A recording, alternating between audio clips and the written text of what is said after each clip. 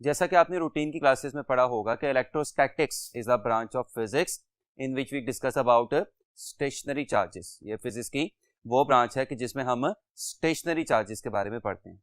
इसलिए सबसे पहला कॉन्सेप्ट जो मैं आप लोगों के साथ यहाँ पे डिस्कस करना चाहता हूँ वो चार्ज का ही है। आप देख सकते हैं कि मैंने यहाँ पे चार्ज की डेफिनेशन लिख दी हुई है। It is the intrinsic property of a matter due to which it attracts or repels another matter electrostatically। ये किसी भी जिस्म पे अपीयर होने वाली वो प्रॉपर्टी है कि जिसके तहत एक मैटर दूसरे मैटर को या तो अट्रैक्ट करना शुरू कर देता है या रिपेल करना शुरू कर देता है। इसका मतलब याद रखिएगा कि चार्ज अपीयर होने के लिए किसी जिस्म किसी मैटर का होना जरूरी है, यानी चार्ज हमेशा किसी मैटर पे ही अपीयर होता है। अट्रैक्शन और रिपल्शन हमें दो बातें बताती हैं कि चार्ज की दो टाइप्स होती हैं, positive charge and negative charge. दो पॉजिटिव चार्जेस या दो नेगेटिव चार्जेस यानी सिमिलर चार्जेस हमेशा एक दूसरे को क्या करेंगे, रिपेल करेंगे, और एक पॉजिटिव चार्ज और एक नेगेटिव चार्ज यानी ऑपोजिट चार्जेस हमेशा एक दूसरे को क्या करेंगे, अट्रैक्ट करेंगे। सवाल पैदा होता है कि किसी भी जिस्म पे चार्ज कैसे अपीयर हो सकता है, तो इसके बहुत सारे तरीके हैं, मसलन इलेक्ट्रोस्टैटिक, इंडक्शन और रबिंग। फॉर एग्जाम्पल, जब आप दो चीजों को आपस में रब करते हैं, रगड़ते हैं, तो एक चीज इलेक्ट्रॉन लूज करती है, दूसरी चीज इलेक्ट्रॉन गेन करती है। जो चीज इलेक्ट्रॉन लूज कर रही होगी उस पे पॉजिटिव चार्ज आना शुरू हो जाएगा, और जो चीज इलेक्ट्रॉन गेन कर रही होगी उस पे नेगेटिव चार्ज आना शुरू हो जाएगा। यानी चार्ज आने की वजह मेजॉरिटी केसेस में इलेक्ट्रॉन्स का गेन और लूज करना है। चार्ज का सिस्टम इंटरनेशनल में यूनिट कूलम होता है कि जो एम्पियर सेकंड भी लिखा जा सकता है। अगर आप चैप्टर 13 का फॉर्मूला रिकॉल करें, Q इक्वल्स IT। इसी कॉन्सेप्ट में अगली बात जो हम लोगों ने देखनी है वो अगर आपको याद हो तो इसी चैप्टर में आपने पढ़ा था, मिलीकैन ने साबित की थी। मिलीकैन ने क्या साबित किया था कि किसी भी जिस्म पे कम से कम चार्ज कितना होता है, 1.6 इंटू 10⁻⁻19 कोलम, जो कि बाय द वे इलेक्ट्रॉन पे चार्ज की अमाउंट होती है। अगर चार्ज की अमाउंट किसी भी जिस्म पे इससे ज्यादा होगी तो या इस अमाउंट से डबल होगी या इस अमाउंट से ट्रिपल होगी एंड सो ऑन। यानी किसी भी जिस्म पे चार्ज कितना हो सकता है, 1.6 इंटू 10⁻⁻19 कोलम, या इसका डबल यानी 3.2 इंटू 10⁻⁻19 कोलम, या इसका ट्रिपल यानी 4.8 into 10⁻⁻19 coulomb and so on. यानी मैं इन सारी डिस्कशन के लिए एक जनरलाइज रिजल्ट भी लिख सकता हूं, that is Q equals NE। जबकि E क्या है, एक इलेक्ट्रॉन पे चार्ज की अमाउंट यानी 1.6 इंटू 10⁻⁻19 कोलम, और N क्या है, नंबर ऑफ इलेक्ट्रॉन्स। इसका मतलब मैं इसको यूं भी बोल सकता हूं कि एक charge is always integral multiple of charge on single electron, and this is also known as quantization of charge. Quanta का मतलब ही डिस्क्रीट या इंटेग्रल वैल्यूज को कहते हैं, 1, 2, 3 एंड सो ऑन, जैसा भी मैंने आपके सामने डिस्कस किया। इस चैप्टर का सबसे पहला टॉपिक कूलम्स लॉ। कोई से दो स्टेशनरी या पॉइंट चार्जेस के दरमियान फोर्स ऑफ अट्रैक्शन और फोर्स ऑफ रिपल्शन। अब सवाल पैदा होता है फोर्स ऑफ अट्रैक्शन कब लगेगी, जब ऑपोजिट चार्जेस होंगे, और फोर्स ऑफ रिपल्शन कब लगेगी, जब सिमिलर चार्जेस होंगे। तो मेरे हाथ से मैं इस पर तफसीली बहस कर चुका हूं, तो मैं फिर शुरू करता हूं। कोई से दो पॉइंट एंड स्टेशनरी चार्जेस के दरमियान फोर्स ऑफ अट्रैक्शन और फोर्स ऑफ रिपल्शन दोनों चार्जेस के मैग्नीट्यूड के प्रोडक्ट के डायरेक्टली प्रोपोर्शनल होती है और उनके दरमियान डिस्टेंस के स्क्वायर के इनवर्सली प्रोपोर्शनल होती है। यानी अगर मेरे पास ये दो चार्जेस हैं Q1 और Q2 के जिनके दरमियान डिस्टेंस क्या है, R, तो इन दोनों चार्जेस के दरमियान फोर्स ऑफ अट्रैक्शन और फोर्स ऑफ रिपल्शन दोनों चार्जेस के मैग्नीट्यूड के प्रोडक्ट यानी Q1 Q2 के प्रोडक्ट के डायरेक्टली प्रोपोर्शनल होगी, और उनके दरमियान डिस्टेंस यानी R के स्क्वायर के इनवर्सली प्रोपोर्शनल होगी। यही वजह है कि कूलम्स लॉ को इनवर्स स्क्वायर लॉ भी कहा जाता है, क्योंकि कूलम फोर्स किस पे डिपेंड करती है, डिस्टेंस के स्क्वायर पे इनवर्सली डिपेंड करती है। प्रोपोर्शनैलिटी साइन इक्वालिटी साइन से रिप्लेस होता है, साथ में कांस्टेंट क्या आता है, K, and K is known as Coulomb's constant. इसकी भी प्रॉपर डेफिनेशन मौजूद है, जरा ध्यान से सुन लें।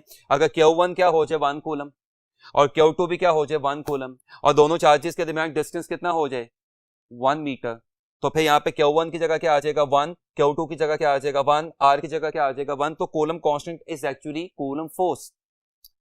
So Coulomb constant is basically the Coulomb force between two 1 coulomb charges separated by 1 meter. Coulomb constant की वैल्यू 1/4 पाई एप्सिलॉन नॉट होती है और अगर मैं इसको सॉल्व करूं तो ये 9 × 10⁹ Newton metre square per coulomb square के बराबर होती है। और कूलम कांस्टेंट की वैल्यू आपने अपनी रूटीन की क्लासेस में पढ़ा होगा कि दो बातों पर डिपेंड करती है कि आपने सिस्टम कौन सा लिया हुआ है, आप कौन से यूनिट्स का इस्तेमाल कर रहे हैं और दोनों चार्जेस के दरमियान मीडियम कौन सा है। तो पहली बात तो समझ आती भी है कि अगर यूनिट मीटर की बजाय सेंटीमीटर हो जाए, न्यूटन की बजाय डाइंस हो जाए, यानी अगर आप यूनिट चेंज कर दें तो कूलम कांस्टेंट की वैल्यू भी तब्दील हो जाएगी, चेंज हो जाएगी। कूलम कांस्टेंट दोनों चार्जेस के दरमियान मीडियम पे कैसे डिपेंड करता है ये इस आर्टिकल के लास्ट में हम देखेंगे। इस फॉर्मूला में जो मैंने कूलम कांस्टेंट का फॉर्मूला यहां पे लिखा हुआ है कि इक्वल्स 1/4 पाई एप्सिलॉन नॉट, इसमें एप्सिलॉन नॉट कहलाता है permittivity of free space. Permittivity का लफ्जी मतलब होता है परमिशन यानी इजाजत या एबिलिटी। किसकी एबिलिटी? चार्ज की एबिलिटी। किस बात की? फ्री स्पेस में इलेक्ट्रिक फील्ड पैदा करने की। तो परमिटिविटी ऑफ फ्री स्पेस की भी डेफिनेशन यहां पे सामने आ जाती है। It is the ability of a charge to produce electric field in free space. इसकी value 8.85 × 10⁻⁻12 coulomb square per newton per metre square के बराबर होती है। और आप देख सकते हैं कि परमिटिविटी ऑफ फ्री स्पेस यानी एप्सिलॉन नॉट के यूनिट कूलम कांस्टेंट से इनवर्स आपको दिखाई दे रहे हैं। इस आर्टिकल का दूसरा पोर्शन अगेन हमने बहुत ज्यादा प्रूफ की बहस में नहीं जाना, क्योंकि प्रूफ आपने अपनी रूटीन की क्लासेस में दिया हुआ है। Vector form of Coulomb's law है जिसके मुताबिक अगर मेरे पास ये दो चार्जेस हैं Q1 और Q2 और इनके दरमियान फासला क्या है R है, तो ये दोनों चार्जेस एक दूसरे पे फोर्स लगा रहे होंगे। अगर ये दोनों सिमिलर चार्जेस हैं से पॉजिटिव तो Q1 Q2 पे फोर्स लगा रहा होगा, Q2 Q1 पे फोर्स लगा रहा होगा। तो according to vector form of Coulomb law दोनों चार्जेस की एक दूसरे पे लगाएगी फोर्स इक्वल एंड ऑपोजिट होगी। जैसे कि आपको यहां पे लिखा दिखाई भी देगा कि एक चार्ज की दूसरे चार्ज पे लगाएगी फोर्स इक्वल एंड ऑपोजिट है दूसरे चार्ज की पहले चार्ज पे लगाएगी फोर्स के। यानी अगर पहला चार्ज दूसरे चार्ज पे 2 न्यूटन की फोर्स लगा रहा है एक्स एक्सिस के अलोंग, तो दूसरा चार्ज पहले चार्ज पे 2 न्यूटन की ही फोर्स लगा रहा होगा लेकिन -x के अलोंग। तो इसका मतलब कूलम फोर्स म्यूचुअल होती है, यानी दोनों चार्जेस एक दूसरे पे इक्वल एंड ऑपोजिट फोर्स लगा रहे होंगे। लेकिन आपने इसमें एक बात याद रखनी है कि अगर ये वेक्टर साइन यहां से रिमूव होगा, अगर ये वेक्टर साइन आप हटा देते हैं तो फिर F21 is equal to F12, फिर माइनस साइन आपकी कैलकुलेशन से गायब हो जाएगा। क्योंकि वेक्टर फॉर्म हटाने का मतलब बड़ा सिंपल सा है कि अब आप सिर्फ क्या कंसिडर कर रहे हैं magnitude, and magnitude can never be a negative quantity. और वैसे भी जैसे कि मैंने को 2 या 3 दफा आपको बताया कि दोनों चार्जेस की एक दूसरे पे लगाएगी फोर्सेस के मैग्नीट्यूड बिल्कुल क्या हैं, सेम। जैसे कि मैंने आपके साथ डिस्कस किया कि कूलम कांस्टेंट की वैल्यू दोनों चार्जेस के दरमियान मीडियम पे भी डिपेंड करती है। इसका मतलब अगर दोनों चार्जेस के दरमियान मीडियम चेंज होगा तो कूलम कांस्टेंट भी चेंज होगा। सिर्फ कूलम कांस्टेंट नहीं चेंज होगा बल्कि कूलम्स फोर्स भी चेंज हो जाएगी। फॉर एग्जांपल मेरे पास दो चार्जेस हैं Q1 एंड Q2, उनके दरमियान वैक्यूम था यानी कुछ भी नहीं था, तो उनके दरमियान फोर्स क्या होगी? F vacuum equals 1/4 pi epsilon not Q by R square. Now this is the force when there is absolutely nothing between the two charges. अचानक आपने क्या किया? आप दोनों चार्जेस के दरमियान क्या लेके आ गए? एक मीडियम लेके आ गए। तो experimentally it has been found कि जब भी दो चार्जेस के दरमियान कोई मीडियम आता है तो कूलम फोर्स में पहले के मुकाबले में कमी हो जाती है। अब अगर कूलम फोर्स में पहले के मुकाबले में कमी हो रही है तो इसका क्या मतलब होगा कि एक नया फैक्टर फॉर्मूला में अपीयर होना शुरू हो जाएगा और जो ऊपर नहीं अपीयर होगा नीचे अपीयर होगा। और ये फैक्टर आप इस फॉर्मूला में देख भी सकते हैं, जो मैंने अभी जानबूझ के नहीं लिखा ताकि आपकी तवज्जो इस पे कराई जा सके कि अगर दोनों चार्जेस के दरमियान वैक्यूम के अलावा कोई दूसरा मीडियम आ जाता है तो दोनों चार्जेस के दरमियान जो नई फोर्स होगी एफ मीडियम वो क्या बन जाएगी 1/4 pi epsilon naught epsilon r Q1 Q2 over r square. इसमें जो एप्सिलॉन आर है ये कहलाता है रिलेटिव परमिटिविटी और डाइलेक्ट्रिक कांस्टेंट। ये दोनों नाम आपकी टेक्स्ट बुक में लिखे हुए हैं। रिलेटिव परमिटिविटी की वैल्यू इंसुलेटर्स के लिए हमेशा 1 से ज्यादा होती है और रिलेटिव परमिटिविटी की वैल्यू कंडक्टर्स के लिए क्या होती है इन्फिनिटी। तो यहां से एमसीक्यू का बड़ा सिंपल सा रिजल्ट आ गया। क्या अगर दो चार्जेस के दरमियान कंडक्टर आ जाए तो दोनों चार्जेस के दरमियान कूलम फोर्स 0 हो जाती है। मैं फिर बोल देता हूं, अगर दो चार्जेस के दरमियान कंडक्टर आ जाए तो दोनों चार्जेस के दरमियान कूलम फोर्स 0 हो जाती है। ये ऐसा एमसीक्यू है जो अक्सर पूछा जाता है। इसका मतलब ये हुआ कि अगर आप थोड़ा सा गौर से देखें तो इतना पोर्शन जिसको मैंने ब्लू मार्कर से एंक्लोज्ड कर दिया है इस फॉर्मूला में, ये ब्लू मार्कर से एंक्लोज हुआ हुआ पोर्शन एक्चुअली किसको शो कर रहा है, एफ वैक्यूम को शो कर रहा है। लिहाजा रिलेटिव परमिटिविटी का फॉर्मूला क्या आ गया, F vacuum over F medium.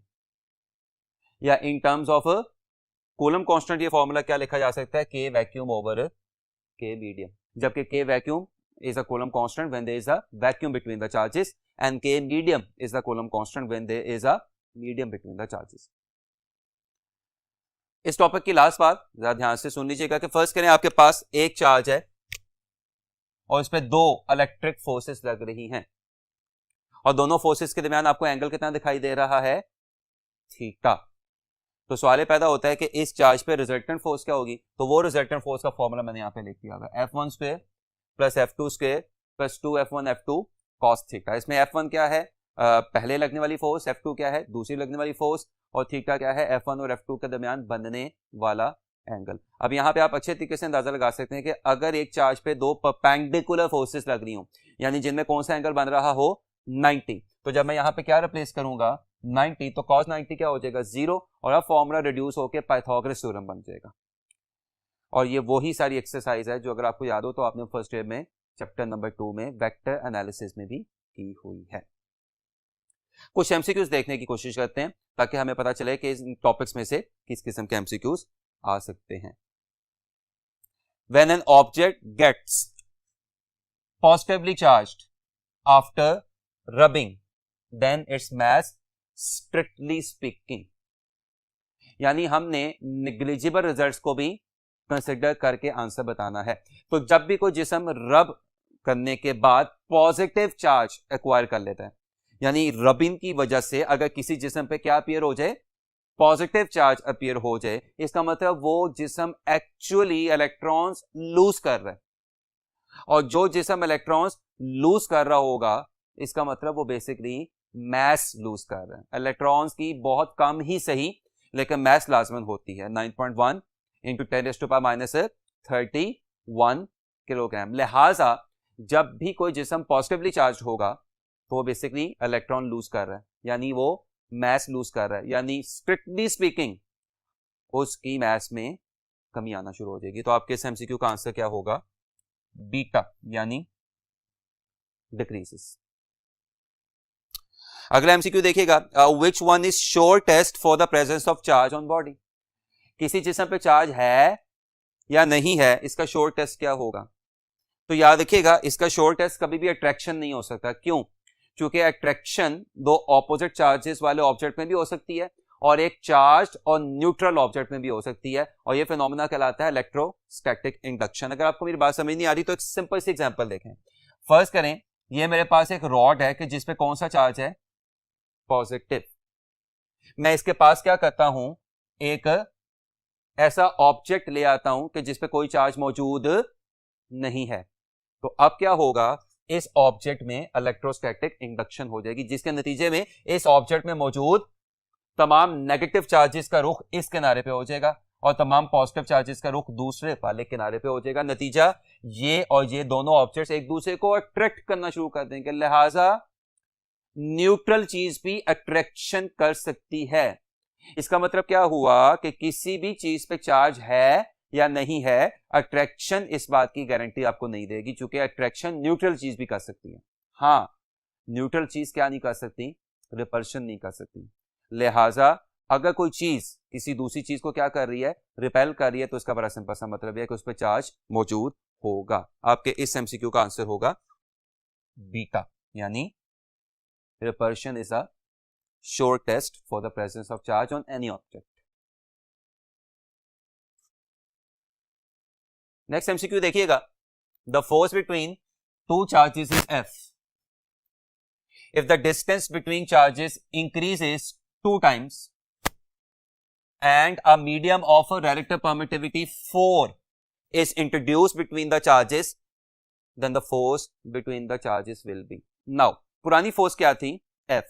तो नई फोर्स F से कम हो जाएगी, क्योंकि आप जो दोनों काम कर रहे हैं उसे कूलम फोर्स में कमी आएगी। क्या मतलब है? आप सबको पता है कि कूलम फोर्स डिस्टेंस के स्क्वायर के इनवर्सली प्रोपोर्शनल है, इनवर्स स्क्वायर लॉ रिमेंबर।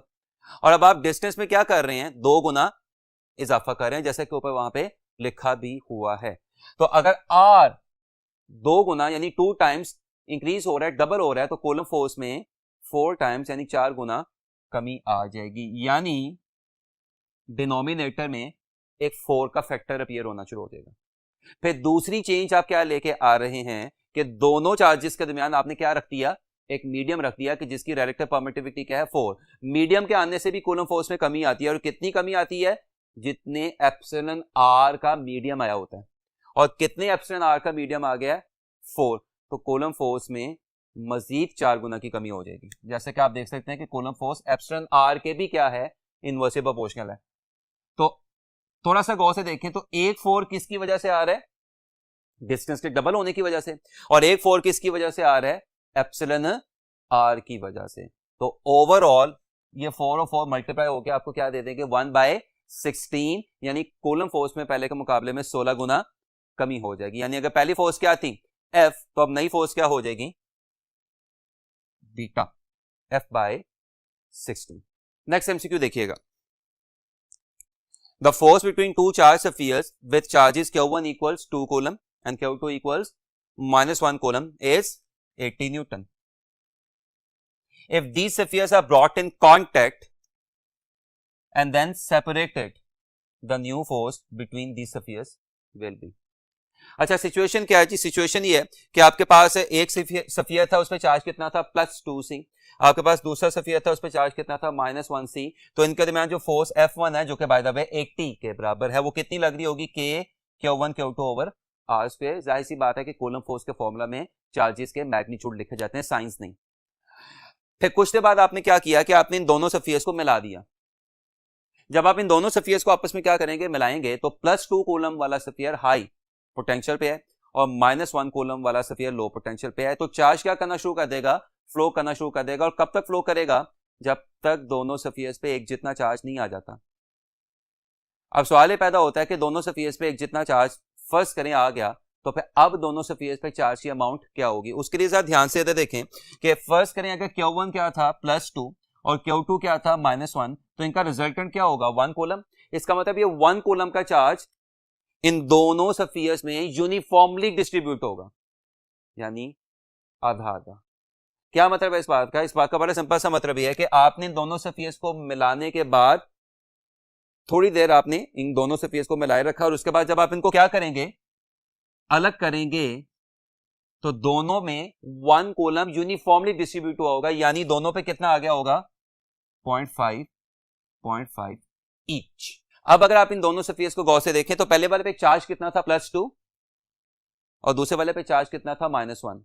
इस सारी एक्सरसाइज के बाद अब दोनों पे चार्ज क्या आ गया? 0.5 ईच। तो अब इन दोनों स्फीयर्स के दरमियान फोर्स क्या होगी? वही फॉर्मूला F2 मैंने कह दिया, नई force K Q1 Q2 over R square. अब अगर आप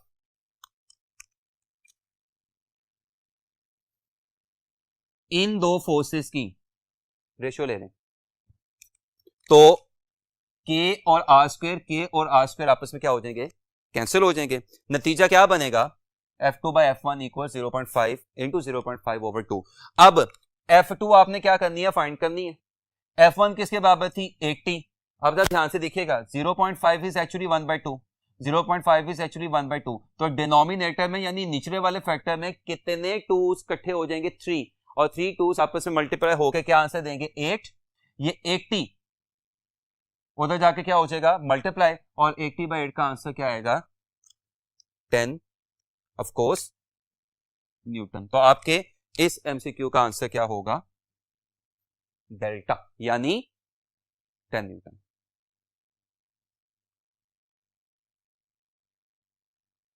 नेक्स्ट जो कॉन्सेप्ट हम लोगों ने देखना है वो है इलेक्ट्रिक फील्ड। ये कॉन्सेप्ट माइकल फेराडे ने दिया था, जिसके मुताबिक किसी भी चार्ज के गिर्द ऐसा एरिया जिस एरिया में चार्ज का इन्फ्लुएंस महसूस किया जा सके वो चार्ज की क्या कहलाता है, इलेक्ट्रिक फील्ड कहलाता है। अब यहाँ पे समझने वाली बात स्टूडेंट्स ये है कि इलेक्ट्रिक फील्ड एक प्रॉपर्टी है, क्वांटिटी नहीं है। इसका मतलब ये महसूस हो सकती है, मेजर नहीं हो सकती। तो फिर अब क्या किया जाए, इसको मेजर कैसे किया जाए? तो हम फिजिक्स में, या मुझे यूं कहना चाहिए कि साइंसेस में, जब भी कोई चीज मेजरेबल ना हो तो उसको मेजरेबल करने के लिए हम उसके लिए एक कोएफिशिएंट डिफाइन करवा देते हैं। ये काम आपने अपनी काफी बेसिक क्लासेस से करना शुरू किया हुआ। फॉर एग्जांपल, फ्रिक्शन मेजर नहीं होती तो फ्रिक्शन के लिए कोएफिशिएंट डिफाइन करवा देते हैं म्यू। विस्कोसिटी मेजर नहीं होती तो विस्कोसिटी के लिए कोएफिशिएंट डिफाइन करवा देते हैं ईटा। इसी तरह इलेक्ट्रिक फील्ड प्रॉपर्टी है, मेजर नहीं होती, महसूस होती है, तो हम उसके लिए क्या करेंगे, एक कोएफिशिएंट डिफाइन करवा देंगे E, where E is electric field strength या इलेक्ट्रिक फील्ड इंटेंसिटी या इलेक्ट्रिक फ्लक्स डेंसिटी। तीनों नाम आपकी टेक्स्ट बुक में लिखे हुए हैं। कैसे मेजर होगी? फर्स्ट करें, ये मेरे पास एक प्लस क्यू चार्ज है जिसके गिर्द ये क्या मौजूद है, इलेक्ट्रिक फील्ड मौजूद है। मुझे कहा गया इस प्लस क्यू चार्ज की पी पॉइंट पे ई निकालें। तो मुझे इस प्लस क्यू चार्ज की पी पॉइंट पे ई निकालने के लिए पहले इस ई को फील करना पड़ेगा, महसूस करना पड़ेगा। उसके लिए मैं क्या करूंगा कि इस पी पॉइंट पे क्या ला के रख दूंगा, एक टेस्ट चार्ज ला के रख दूंगा। अब होगा क्या कि ये पॉजिटिव चार्ज इस टेस्ट चार्ज को एक एफ फोर्स के तहत रिपेल करना शुरू कर देगा। तो इसका मतलब इस चार्ज की टेस्ट चार्ज पे लगाई गई फोर्स ही इलेक्ट्रिक फील्ड स्ट्रेंथ यानी E कहलाती है, जो कि फॉर्मूला में भी दिखाई दे रहा है कि E इक्वल्स F/Q0। अच्छा, यहां पे आपने ये बात याद रखनी है कि ये E आपने बेसिकली किसकी निकाली है, Q की, लेकिन आपने निकाली किसकी मदद से है, Q0 की मदद से निकाली है। अब यहां पे बच्चा एतराज ये करता है कि जो टेस्ट चार्ज है वो प्रैक्टिकली एग्जिस्ट नहीं करता, चूंकि ये इमेजिनरी होता है, पॉजिटिव होता है और इसकी अपनी कोई फील्ड नहीं होती। सो ये फॉर्मूला प्रैक्टिकली तो बहुत अच्छा है, प्रैक्टिकली हमारे किसी काम का नहीं है, लिहाजा आप क्या किया जाएगा यहाँ पे। और दूसरा इतराज इस फॉर्मूला में ये आता है बच्चों का कि आप जिस चार्ज की इलेक्ट्रिक फील्ड निकाल रहे हैं फॉर्मूला में वो चार्ज है ही नहीं है। तो इसके लिए हम बड़ा आसान सा काम क्या करते हैं कि इस एफ की जगह कूलम्स लॉ का फॉर्मूला रिप्लेस कर देते हैं, के Q1 Q2 over r square. अब Q1 यहाँ पे क्या है, Q2 यहाँ पे क्या है, Q0। तो जब मैं फॉर्मूला रिप्लेस करूंगा तो ये फॉर्मूला इस फॉर्मूला में चेंज हो जाएगा, K/R², जबकि K की जगह ऑफ कोर्स क्या लिखा जा सकता है, 1/4πε0। सो अब आप देखें कि इन दोनों फॉर्मूलाज में आप जिस चार्ज की इलेक्ट्रिक फील्ड निकाल रहे हैं आपको वही चार्ज दिखाई दे रहा है। इलेक्ट्रिक फील्ड भी कूलम्स लॉ की तरह कौन सा फॉर्मूला ओबे करती है, इनवर्स स्क्वायर लॉ, और इलेक्ट्रिक फील्ड भी कूलम्स लॉ की तरह मीडियम पे डिपेंड करती है। मसलन एयर की मौजूदगी में इलेक्ट्रिक फील्ड का फॉर्मूला यही होगा, 1/4πε0 Q/R²। लेकिन मीडियम की मौजूदगी में बिल्कुल कूलम लॉ की तरह ε0 के साथ क्या आ जाएगा, εr आ जाएगा। इसका मतलब यहां पे भी εr का आपको वही फॉर्मूला दिखाई दे रहा है, E vacuum over E medium. Next जो बात हम लोगों ने करनी है वो है electric lines of force. Charge की इलेक्ट्रिक फील्ड को ग्राफिकली रिप्रेजेंट करने के लिए हम इलेक्ट्रिक फील्ड को किसे रिप्रेजेंट कर देते हैं, इमेजिनरी लाइंस से रिप्रेजेंट कर देते हैं। दीज इमेजिनरी लाइंस जो कि 3 डायमेंशन में होती हैं, they are known as electric lines of force. दो बातों का आपने ख्याल रखना है कि लाइंस की तादाद आपको इलेक्ट्रिक फील्ड का मैग्नीट्यूड बताती है और लाइंस पे लगा हुआ एरो आपको इलेक्ट्रिक फील्ड की डायरेक्शन बताता है। पॉजिटिव चार्जेस के लिए लाइंस चार्ज से अवे होती हैं, नेगेटिव चार्जेस के लिए लाइन चार्ज की तरफ होती हैं, और कभी भी लाइंस एक दूसरे को क्या नहीं कर सकती, इंटरसेक्ट नहीं कर सकती। I'm sure आपने पढ़ा होगा। आपकी टेक्स्ट बुक में मुख्तलिफ लाइंस की मुख्तलिफ कॉन्फ़िगरेशंस की आपको ज्योमेट्री और लाइंस का तरीकाकार भी दिखाई दे रहा होगा। मैं उस बहस में नहीं जाऊंगा चूंकि डायग्राम्स आपकी बुक में बनी हुई हैं। मैं ऐसी बहस में जाऊंगा जो यहाँ पे एंटी टेस्ट के पॉइंट ऑफ व्यू से अहम होती है, जिसमें से क्वेश्चन पूछे जा सकते हैं, और वो बहस है नल पॉइंट या न्यूट्रल जोन या जीरो फील्ड स्पॉट। दो चार्जेस की वजह से बाज दफा एक ऐसा पॉइंट पैदा हो जाता है कि जिस पॉइंट पे दोनों चार्जेस की फील्ड एक दूसरे को कैंसिल कर रही होती हैं और उस पॉइंट पे इलेक्ट्रिक फील्ड एग्जिस्ट नहीं कर रही होती। वो पॉइंट कहलाता है नल पॉइंट या न्यूट्रल जोन या जीरो फील्ड स्पॉट। अब मुख्तलिफ चार्जेस के लिए इसमें नल पॉइंट मुख्तलिफ जगहों पे लाई करेगा। For example, for equal and similar charges, यानी दोनों चार्जेस क्या हैं, इक्वल हैं और दोनों चार्जेस क्या हैं, पॉजिटिव हैं, या यूं कह लें कि दोनों चार्जेस क्या हैं, इक्वल हैं और दोनों चार्जेस क्या हैं, नेगेटिव हैं। तो इस सिचुएशन में नल पॉइंट दोनों चार्जेस के बिल्कुल कहां पे लाई करेगा, सेंटर में, मिड में, यानी नल पॉइंट का दोनों चार्जेस से फासला बिल्कुल क्या होगा, सेम। लेकिन अगर आपके पास सिमिलर एंड अनइक्वल चार्जेस हो, यानी हैं दोनों पॉजिटिव ही लेकिन एक की वैल्यू ज्यादा है दूसरे की वैल्यू कम है, या हैं दोनों नेगेटिव ही एक की वैल्यू ज्यादा है दूसरे की वैल्यू क्या है, कम है, यानी ये बड़े वाला चार्ज एक छोटा वाला चार्ज, मसलन ये +5 कूलम ये +2 कूलम, तो अब इस सिचुएशन में नल पॉइंट दोनों चार्जेस के दरमियान में तो लाई करेगा लेकिन नल पॉइंट दोनों चार्जेस के मिड में लाई नहीं करेगा, बल्कि नल पॉइंट छोटे वाले चार्ज के करीब लाई करेगा और बड़े वाले चार्ज से दूर लाई करेगा, यानी नल पॉइंट P छोटे वाले चार्ज के करीब लाई कर रहा है। फर्स्ट करें, दोनों चार्जेस के दरमियान का फासला अगर r है तो नल पॉइंट का फासला छोटे वाले चार्ज से क्या होगा, x, और बड़े वाले चार्ज से क्या होगा, ऑफ कोर्स r - x। और अब नल पॉइंट निकालने का फॉर्मूला ये k/r - x का होल स्क्वायर इक्वल्स k/x², जिसमें कैपिटल Q क्या है, बड़े वाला चार्ज, और स्मॉल q क्या है, छोटे वाला चार्ज। व्हाट इफ के हमारे पास इक्वल एंड ऑपोजिट चार्जेस हो, ये यानी एक दोनों चार्जेस का मैग्नीट्यूड क्या है, सेम है, लेकिन एक पॉजिटिव चार्ज है दूसरा नेगेटिव चार्ज है, तो अब क्या होगा, तो अब जरा ध्यान से सुनिएगा, तो नल पॉइंट दोनों तरफ इक्वी डिस्टेंस पे लाई करेगा। नल पॉइंट अब दरमियान में कहीं लाई नहीं करेगा, नल पॉइंट अब मिड में या दरमियान में कहीं लाई नहीं कर सकता, नल पॉइंट सराउंडिंग पे ही लाई करेगा, लेकिन अब नल पॉइंट दोनों चार्जेस के सराउंडिंग पे इक्वी डिस्टेंस पे लाई करेगा, यानी प्लस Q के यहां पे माइनस Q के यहां पे, और ये दोनों फासले बिल्कुल सेम होंगे। व्हाट इफ के मेरे पास ऑपोजिट एंड अनइक्वल चार्जेस हो, यानी एक पॉजिटिव है दूसरा नेगेटिव है और दोनों का मैग्नीट्यूड सेम नहीं है। फॉर एग्जांपल, प्लस Q है +5 कूलम और माइनस Q है -2 कूलम, तो अब नल पॉइंट छोटे वाले चार्ज के सराउंडिंग पे लाई करेगा। और अब नल पॉइंट निकालने का फॉर्मूला ये, जिसमें कैपिटल Q क्या है, बड़े वाला चार्ज, स्मॉल q क्या है, छोटे वाला चार्ज, x हमारा नल पॉइंट है, और आप देख सकते हैं कि P नल पॉइंट का माइनस यानी छोटे वाले चार्ज से फासला क्या है, x, और बड़े वाले चार्ज से फासला क्या हो जाएगा, r + x हो जाएगा। एंड फाइनली व्हाट इफ कि हमारे पास सिंगल चार्ज हो, आइसोलेटेड, तो आइसोलेटेड चार्ज के लिए नल पॉइंट हमेशा कहां पे लाई करता है, इनफिनिटी पे लाई करता है, यानी वहां पे लाई करेगा जहां पे इलेक्ट्रिक फील्ड जीरो हो जाएगी, यानी चार्ज से आप इतना दूर चले जाएं कि चार्ज की इलेक्ट्रिक फील्ड जीरो हो जाए, महसूस ना हो, तो वो इन्फिनिटी होगा और वो उस चार्ज के लिए, उस आइसोलेटेड यानी सिंगल चार्ज के लिए नल पॉइंट भी होगा। व्हाइट बोर्ड दोबारा शुरू करते हैं।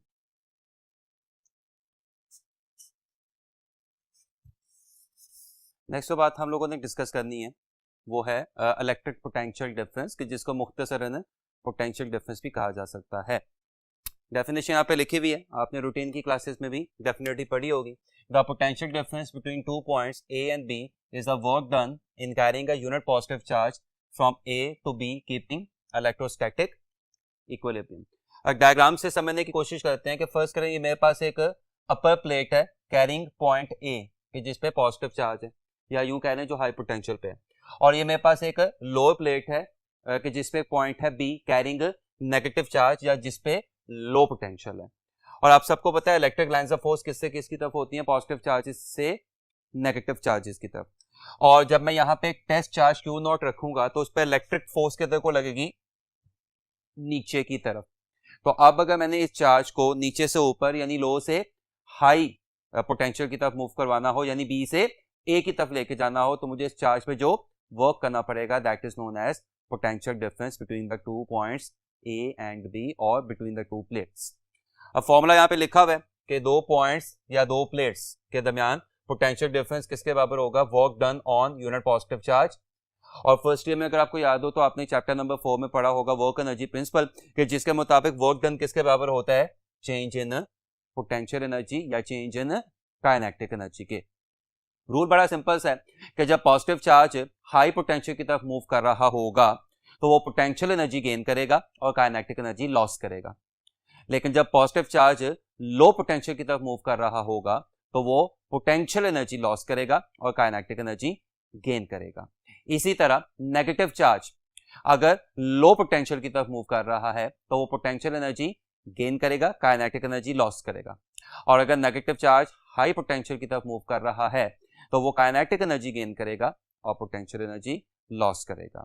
मुझे अंदाजा है ये थोड़ा सा कंफ्यूजिंग भी हो सकता है क्योंकि मैंने 4 केसेस थोड़ा सा ज़रा जल्दी से बोल दिए हैं, तो मैं इनको आसानी से याद रखने का एक तरीका भी आपके साथ डिस्कस कर देता हूं कि जब भी चार्ज अपने जैसे चार्ज की तरफ मूव करे, यानी पॉजिटिव किसकी तरफ मूव करे, पॉजिटिव की तरफ, या नेगेटिव किसकी तरफ मूव करे, नेगेटिव की तरफ, यानी जब भी कोई चार्ज अपने जैसे चार्ज की तरफ मूव करेगा तो वो पोटेंशियल एनर्जी गेन करेगा, और जाहिर सी बात है कि जब पोटेंशियल एनर्जी गेन होगी तो काइनेटिक एनर्जी लॉस हो जाएगी।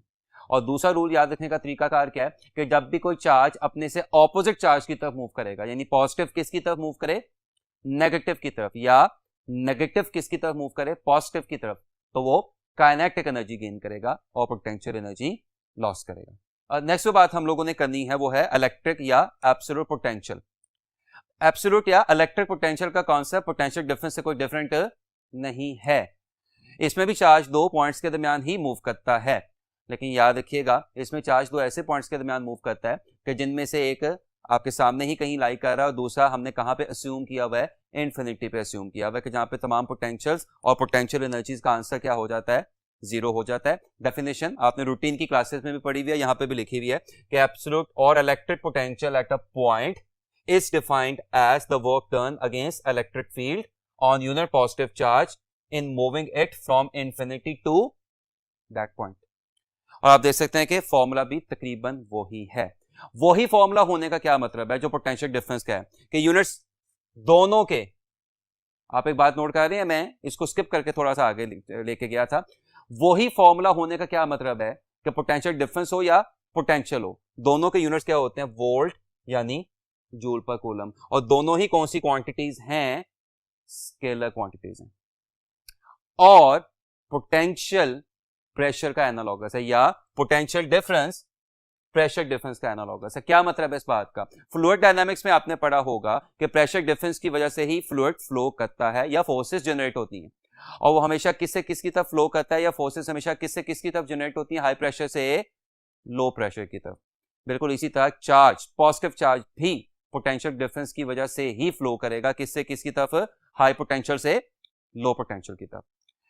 पोटेंशियल डिफरेंस टेम्परेचर डिफरेंस का भी एनालॉगस हो सकता है, क्योंकि टेम्परेचर डिफरेंस वजह बनता है हीट के फ्लो करने की from high temperature to low temperature. तो आप देखें आपको यहाँ पे 3 एनालॉगस दिखाई दे रहे हैं। इलेक्ट्रोडायनामिक्स में जो काम पोटेंशियल कर रहा होता है, फ्लूइड डायनामिक्स में वही काम प्रेशर कर रहा होता है, थर्मोडायनामिक्स में वही काम टेम्परेचर कर रहा होता है। पोटेंशियल डिफरेंस की प्रैक्टिकल एप्लीकेशन आपकी टेक्स्ट बुक में साइड इंफॉर्मेशन पे भी दी हुई है, यहां पे मैंने रफली लिख भी दी है, ECG and EEG. ECG electrocardiography, जिसका ताल्लुक हार्ट यानी दिल के साथ होता है। जिस्म पे मौजूद कोई से 2 पॉइंट्स के दरमियान पोटेंशियल डिफरेंस का एनालिसिस करके हार्ट के लिए हम एक ग्राफ ऑब्टेन करते हैं, उसको क्या नाम दिया जाता है, ईसीजी का नाम दिया जाता है। जबकि ये प्रिसाइज काम जब आप दिमाग के लिए कर रहे होंगे तो वो क्या कहलाएगा, ईईजी कहलाएगा, जो कि इलेक्ट्रोएन्सेफेलोग्राफी कहलाता है। यानी इसका मतलब पोटेंशियल डिफरेंस की मदद से जब आपने हार्ट यानी दिल का एनालिसिस करना हो तो ईसीजी की जाती है, और जब आपने ब्रेन यानी दिमाग का एनालिसिस करना हो तो ईईजी की जाती है। उसी सिलसिले को आगे बढ़ाते हैं। Electric field is a potential gradient, one of the very famous results of your book, कि इलेक्ट्रिक फील्ड बेसिकली पोटेंशियल में चेंज का नाम है। लेकिन बिल्कुल उसी तरह की चेंज, जिस तरह की चेंज अगर आपको याद हो तो आपने फर्स्ट ईयर में वेलोसिटी के लिए पढ़ी थी, rate of change of displacement. लेकिन वहां पे अगर आपको याद हो तो रेट ऑफ चेंज किसके हिसाब से लिया जाता था, टाइम के हिसाब से।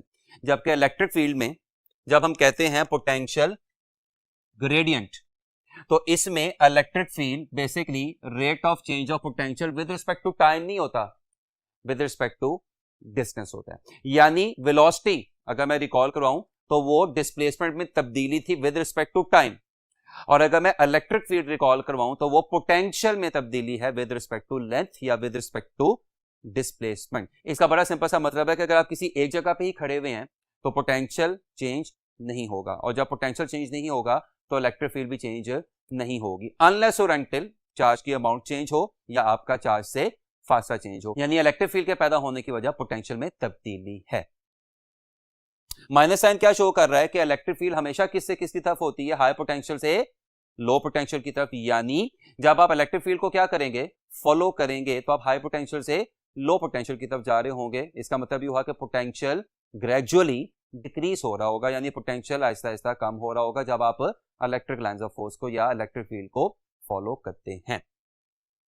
यूनिट्स फॉर्मूला से मेरे हाथ से काफी हद तक क्लियर हो जाते हैं कि इलेक्ट्रिक फील्ड का यूनिट न्यूटन पर कूलम होता है। रिमेंबर ये फॉर्मूला हमें कहां से मिलता है, E equals F over Q से या Q नॉट से फोर्स।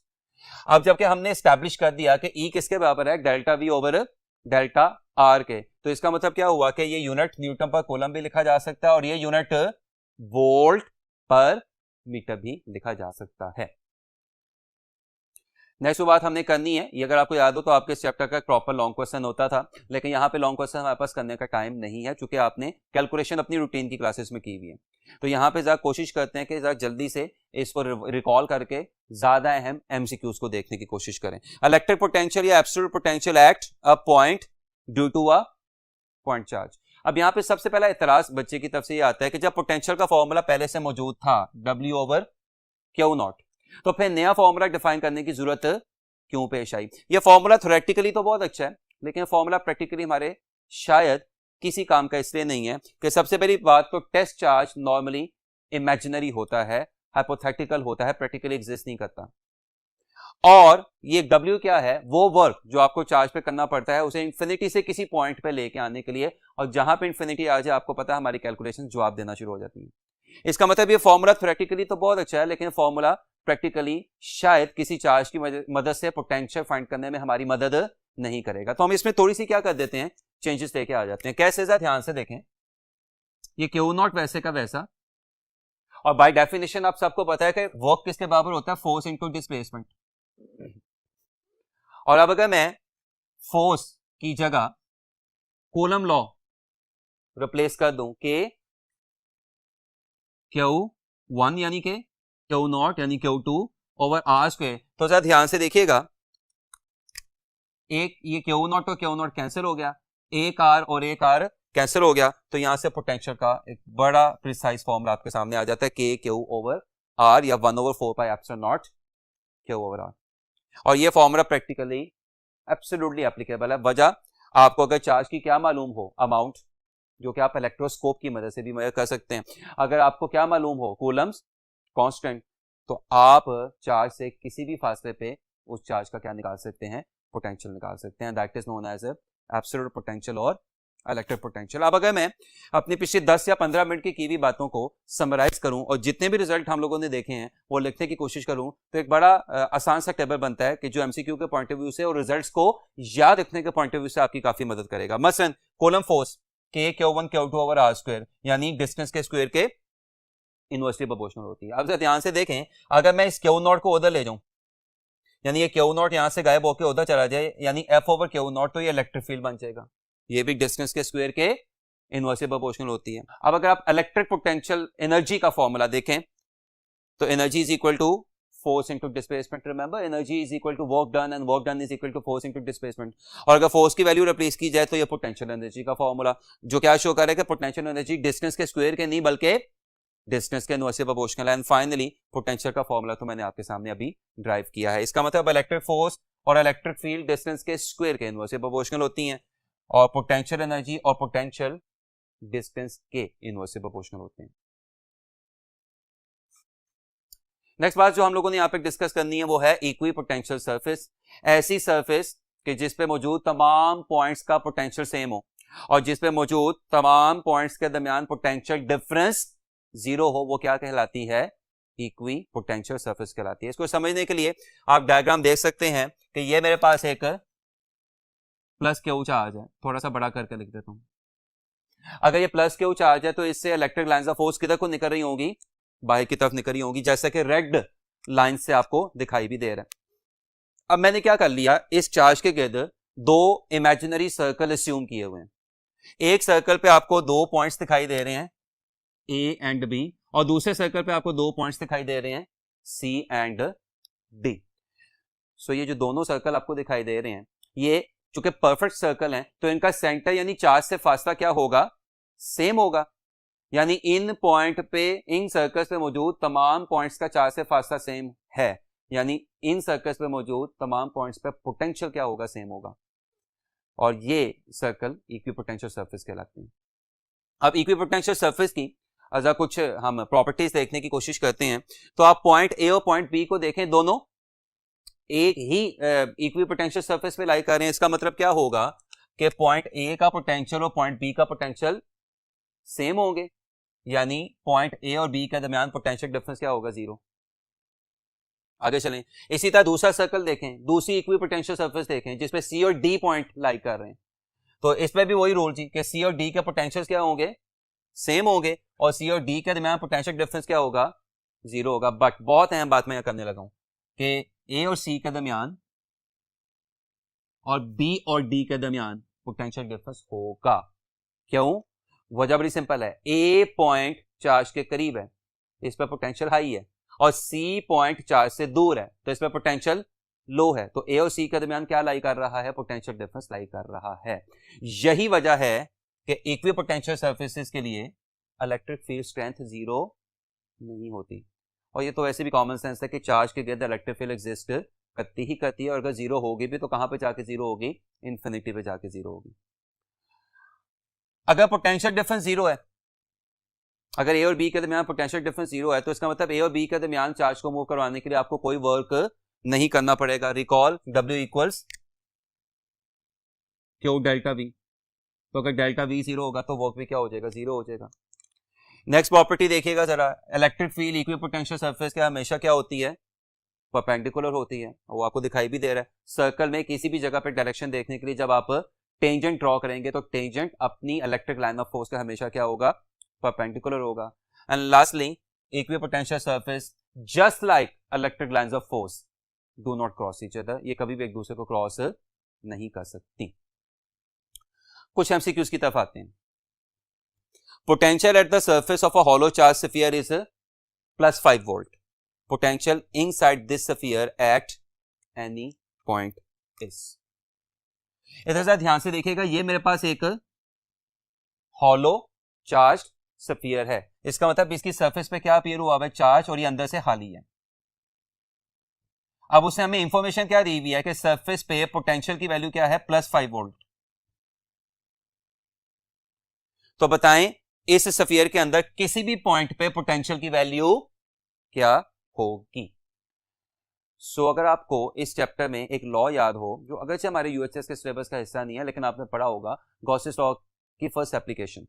तो गॉसेस लॉ की फर्स्ट एप्लीकेशन यही होती थी कि एक मेटालिक हॉलो चार्ज स्फीयर के अंदर ई यानी इलेक्ट्रिक फील्ड क्या होती है, जीरो होती है। इसका मतलब ये हुआ कि अगर इस मेटालिक हॉलो चार्ज स्फीयर के अंदर इलेक्ट्रिक फील्ड क्या है, जीरो है, तो इस मेटालिक हॉलो चार्ज स्फीयर के अंदर पोटेंशियल डिफरेंस भी क्या होगा, जीरो होगा। बल्कि मुझे जुमलों को यूं बोलना चाहिए कि इस मेटालिक हॉलो चार्ज स्फीयर के अंदर मौजूद किसी भी पॉइंट का पोटेंशियल यानी V इनसाइड V सरफेस के बराबर होगा। यानी इस मेटालिक हॉलो चार्ज स्फीयर के अंदर पोटेंशियल कांस्टेंट होगा।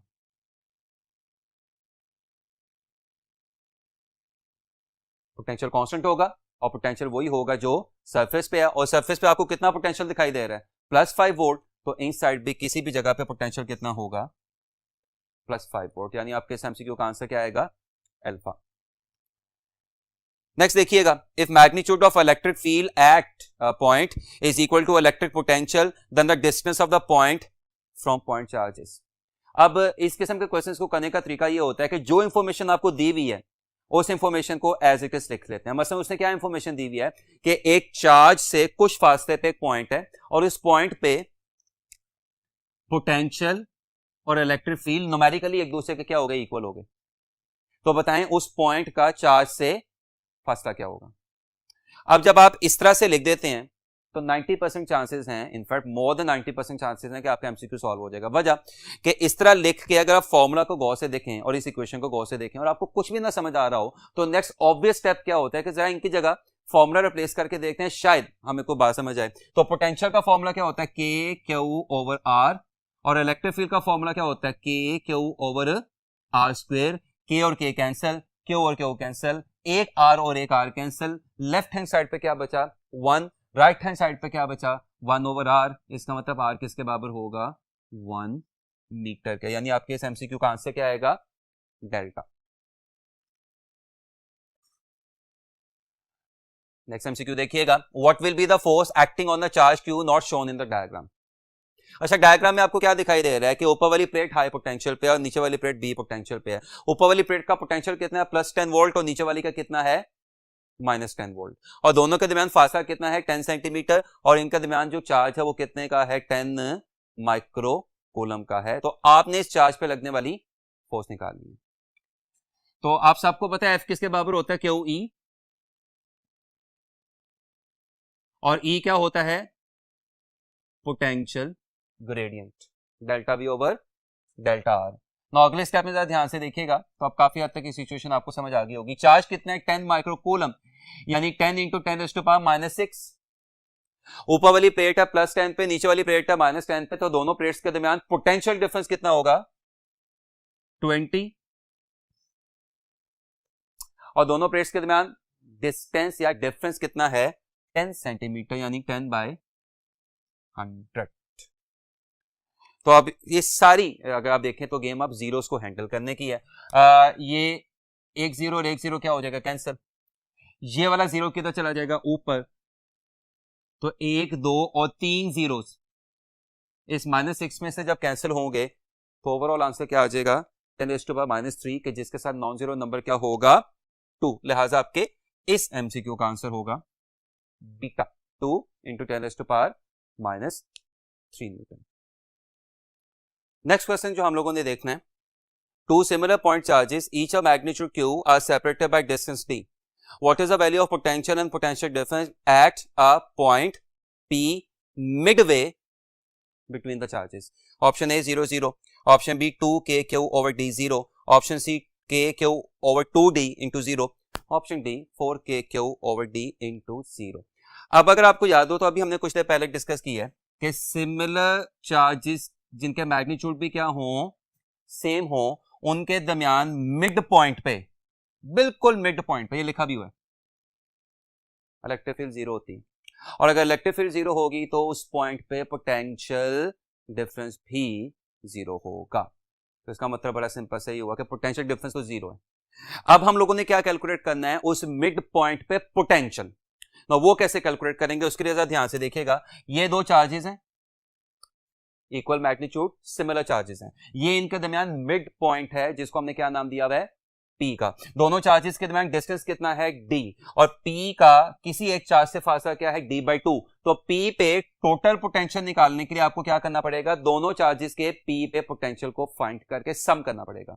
यानी इस Q चार्ज का P पे पोटेंशियल क्या होगा K Q ओवर D/2, और इस Q चार्ज का भी P पे पोटेंशियल क्या होगा K Q ओवर D/2। ये 2 किधर चला जाएगा ऊपर, ये 2 किधर चला जाएगा ऊपर, तो ये क्या बन जाएगा 2kq ओवर d, ये भी क्या बन जाएगा 2kq ओवर d। तो P पे नेट पोटेंशियल क्या आ जाएगा 4kq ओवर d, यानी दोनों एक जैसे और एक जितने चार्जेस के दरमियान similar and equal magnitude charges के दरमियान मिड पॉइंट पे बिल्कुल सेंटर पे पोटेंशियल डिफरेंस क्या होता है 0, और पोटेंशियल क्या हो जाता है 4kq ओवर डी, यानी आपके इस एमसीक्यू का आंसर क्या आएगा delta.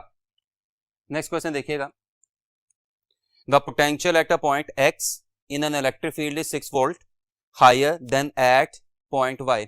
If a negative charge of -5 coulomb is moved from x to y, then potential energy of the charge will alpha decreases by 30 joule, beta decreases by 6/4 joule, Charlie increases by 30 joule, delta increases by 6/5 joule. अब जरा ध्यान से यहां पे देखिएगा, x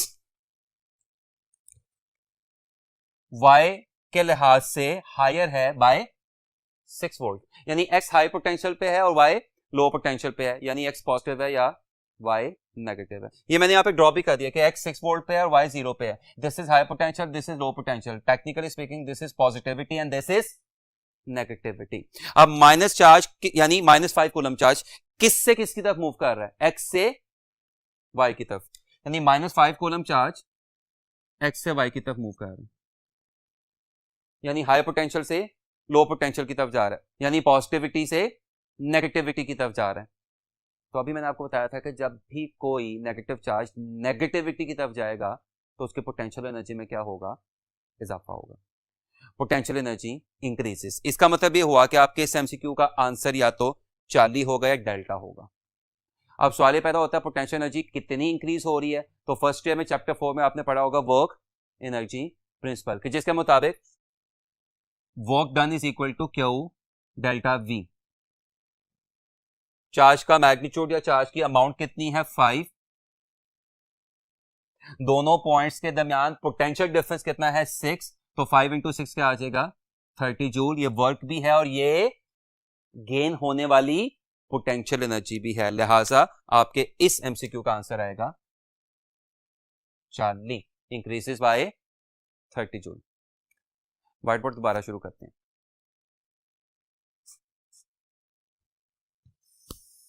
next जो topic हम लोगों ने करना है वो है इलेक्ट्रिक एंड ग्रेविटेशनल फोर्सेस का कंपैरिजन। ज्यादातर बातें आपको पहले से ही आती हैं, क्योंकि आपकी टेक्स्ट बुक में भी आर्टिकल बहुत अच्छे तरीके से दिया हुआ है। सो थोड़ा सा मैं यहाँ पे जरा इसको तरतीब से आपके साथ शेयर कर लेता हूँ ताकि आपको सिमिलैरिटीज और डिसिमिलैरिटीज या डिफरेंसेस का अच्छे तरीके से पता चल जाए। लेफ्ट जो आपको कॉलम दिखाई दे रहा है वो सिमिलैरिटीज का है, राइट कॉलम आपको डिफरेंस का दिखाई दे रहा है। सिमिलैरिटीज की तरफ आए जरा, तो फॉर्मूलाज बजाते खुद सिमिलैरिटीज की तरफ इशारा कर रहे हैं कि दोनों फोर्सेस अपनी अपनी क्वांटिटीज के प्रोडक्ट के डायरेक्टली प्रोपोर्शनल है, यानी ग्रेविटेशनल फोर्स m1 और m2 के प्रोडक्ट के डायरेक्टली प्रोपोर्शनल है और कूलम फोर्स q1 और q2 के प्रोडक्ट के डायरेक्टली प्रोपोर्शनल है। और दोनों क्वांटिटीज इनवर्स, दोनों फोर्सेस इनवर्स के लॉ पे करती हैं, यानी दोनों फोर्सेस डिस्टेंस के स्क्वायर के इनवर्स से प्रोपोर्शनल है। तो फॉर्मूला बजाते खुद बहुत बड़ी सिमिलैरिटी है। दूसरा देखें, दोनों कंजर्वेटिव फोर्सेस हैं, यानी दोनों फोर्सेस की फील्ड्स में किया गया काम रास्ते पे डिपेंड नहीं करता और क्लोज पाथ में वर्क का आंसर क्या आ जाता है? 0 आ जाता है। दोनों नॉन कॉन्टैक्ट फोर्सेस हैं, यानी दोनों फोर्सेस लगने के लिए जिस्मों का आपस में फिजिकली टच करना या फिजिकली कांटेक्ट में होना जरूरी नहीं होता, यानी दो चार्जेस या दो मैसेज एक दूसरे से अलग अलग फासले पे अलग अलग होकर भी एक दूसरे पे फोर्सेस लगा सकते हैं। दोनों कंपैरेटिवली लॉन्ग रेंज फोर्सेस हैं। वो अलग बात है कि ग्रेविटेशनल फोर्स की जो रेंज है वो इलेक्ट्रिक फोर्स की रेंज से कहीं ज्यादा होती है, और दोनों फोर्सेस अपनी अपनी फील्ड्स के पैरेलल एक्सर्ट होती हैं, अनलाइक मैग्नेटिक फोर्स, जो अगर आपको याद हो आपने चैप्टर 14 में पढ़ा था, तो मैग्नेटिक फोर्स हमेशा फील्ड के परपेंडिकुलर एग्जीक्यूट होती है, ये दोनों फोर्सेस अपनी फील्ड के अलोंग एग्जीक्यूट हो रही होती हैं। Now these were the similarities, now come towards differences. So पहला डिफरेंस इनके कांस्टेंट्स की वैल्यूज हैं। Coulomb constant 9 × 10⁻9 newton metre square per coulomb square है, और gravitational constant 6.67 × 10⁻11 newton metre square per kilogram square है। ये कांस्टेंट में अच्छा खासा डिफरेंस आपको एक और बात भी बता रहा है, क्या? इलेक्ट्रिक फोर्स ग्रेविटेशनल फोर्स से कहीं ज्यादा स्ट्रांग होती है, यानी gravitational force comparatively weak force है और electric force comparatively strong force है। दूसरा बड़ा ऑब्वियस सा फर्क, इलेक्ट्रिक फोर्स किसके दरमियान लगती है? चार्जेस के दरमियान, और ग्रेविटेशनल फोर्स किसके दरमियान लगती है? मैसेस के दरमियान।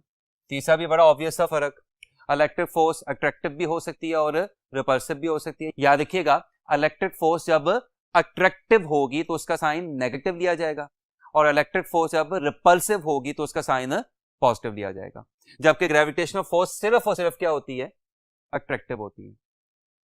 और लास्टली, इलेक्ट्रिक फोर्स दोनों चार्जेस के दरमियान मीडियम पे डिपेंड करती है, मीडियम से डिस्टर्ब होती है, जबकि ग्रेविटेशनल फोर्स दोनों मैसेस के दरमियान मीडियम पे डिपेंड नहीं करती होती। आज के लास्ट पोर्शन की तरफ आते हैं, जो कि है कैपेसिटर। अब इसमें देखें तो सबसे पहला एमसीक्यू इसके नाम में छुपा हुआ है। कैपेसिटर को कंडेंसर भी कहा जाता है, कैपेसिटर को कंडेंसर भी कहा जाता है। तो अगर आपके पास कहीं पे भी कोई कंडेंसर का वर्ड लिखा आ जाए और आगे आपको कैपेसिटर वाली सिचुएशन दिखाई दे रही हो तो आपको समझ आ जानी चाहिए कि किसकी तरफ इशारा है, कैपेसिटर की तरफ इशारा है। सिंपल सी डेफिनेशन क्या है? It is a device which is used to store charges and energy. थोड़ी सी कॉम्प्लेक्स डेफिनेशन देख लें। It is a two terminal passive device used to store electric potential energy and of course charges in its electric field. अब इतनी complex definition लिखने का मकसद आपको सिर्फ इस डेफिनेशन से थोड़ा सा फैमिलियर करना था, ताकि अगर किसी भी जगह पे किसी टेस्ट में या किसी बुक में आपको डेफिनेशन दिखाई दे जाए तो आप कंफ्यूज ना हो। सिंपलेस्ट फॉर्म कैपेसिटर की क्या कहलाती है? पैरेलल प्लेट कैपेसिटर, जिसमें दो मेटालिक प्लेट्स किसके साथ अटैच हुई होती हैं? एक सेल या एक बैटरी के साथ। कैपेसिटर में चार्ज स्टोर होने की रीजन इलेक्ट्रोस्टैटिक इंडक्शन होती है। अब वो प्लेट जो सेल के एनोड के साथ अटैच होगी उस पर पॉजिटिव चार्ज आ जाएगा, वो प्लेट जो सेल के कैथोड के साथ अटैच होगी उस पर नेगेटिव चार्ज आ जाएगा, और दोनों प्लेट्स पे चार्जेस की अमाउंट बिल्कुल सेम होगी। कितना चार्ज आएगा ये किस बात पे डिपेंड कर रहा है कि आपने उस कैपेसिटर के साथ सेल या बैटरी कौन सी लगाई हुई है, यानी कि कैपेसिटर पे स्टोर होने वाला चार्ज सप्लाई हुए पोटेंशियल डिफरेंस के डायरेक्टली प्रोपोर्शनल है। प्रोपोर्शनलिटी साइन इक्वालिटी साइन से रिप्लेस होता है, साथ में क्या आता है? Constant C, and this C is known as, आप सबको पहले से पता है, कैपेसिटेंस या capacity. Ability of charge to store capacitance. इसके यूनिट्स क्या होंगे? कूलम पर वोल्ट, या जिनको फैरेड भी कहा जाता है। अब अगेन थोड़ी सी ऐसी बात जो हमारी टेक्स्ट बुक में शायद इतनी डिटेल तरीके से नहीं लिखी हुई। अगर मैं किसी कैपेसिटर के साथ क्या अटैच कर देता हूं, एक सेल या बैटरी, तो अब उसका डीसी बिहेवियर किस किस्म का होगा? तो याद रखिएगा कि डीसी, आइडियल डीसी की मैं बात करूं, उसकी फ्रीक्वेंसी क्या होती है? 0, और टाइम पीरियड क्या होता है? इन्फिनिटी। तो आपने रूटीन की क्लासेस में चैप्टर 16 में कैपेसिटिव रिएक्टेंस का फॉर्मूला पढ़ा होगा 1/2 FC। अब अगर F क्या हो गया? 0 हो गया, तो XC क्या हो गया? इन्फिनिटी। यानी डीसी के लिए कैपेसिटिव रिएक्टेंस क्या हो जाती है? इन्फिनिटी। यानी ऑपोजिशन अपनी किस वैल्यू पे पहुंच जाती है? मैक्सिमम वैल्यू पे पहुंच जाती है, नतीजा करंट 0 हो जाता है। तो इसका मतलब आइडियल डीसी कैपेसिटिव सर्किट में फ्लो नहीं कर सकता, बट पल्सेटिंग डीसी जो आपने रेक्टिफायर में पढ़ा होगा, ये कैपेसिटिव सर्किट में फ्लो कर सकते हैं।